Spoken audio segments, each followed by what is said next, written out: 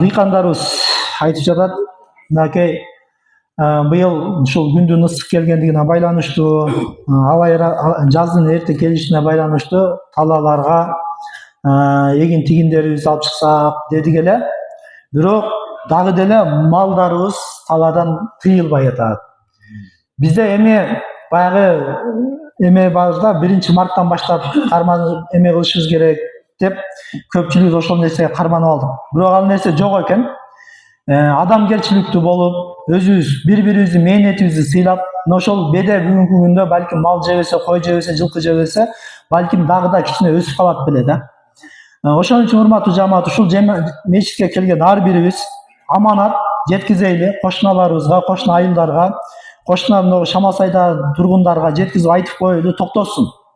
Дыйкандарга зыян кылып койбойлу. Ошол бедени бирөөнүн акысы ал.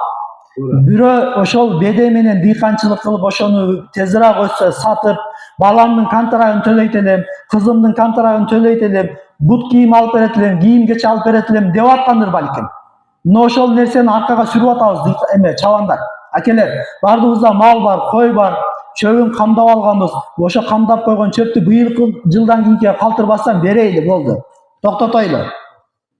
Башка адамдын да мээнетин сыйлайлы. Мен дайым айтып жүрөм. Абу Ханифа рахматулла алейхи айткан экен, эгерде көчөдө менин уюм бир адамдын үйүндөгү бир чөптү жеп, ошол нерседе менин балам сут иче турган болсо, ал сүттү ичпей эле койгону жакшы деп, уюнун оозуна дорбой илип алыш экен да. Такыбачылык менен ошондой болгон экен. Биз алхамдулилlah мусулманбыз, мечитке келебиз, намаз окуйбуз, бирок талаада малдарыбыз жайылып жүрөт. Болбойбу Рамазан айында, урматтуу жамаат. Эгер ошол адам бир каргыштап кое турган болсо, урматтуу жамаат, Кудай сактасын. Азыр малдарыбыз шарыктан кырылайын деп атат, туурабы? Зарылып атабыз, дары пайда бербей атат. Самогон менен жусак болобу, самогон менен тазалаксак болобу дешип атат. Туура.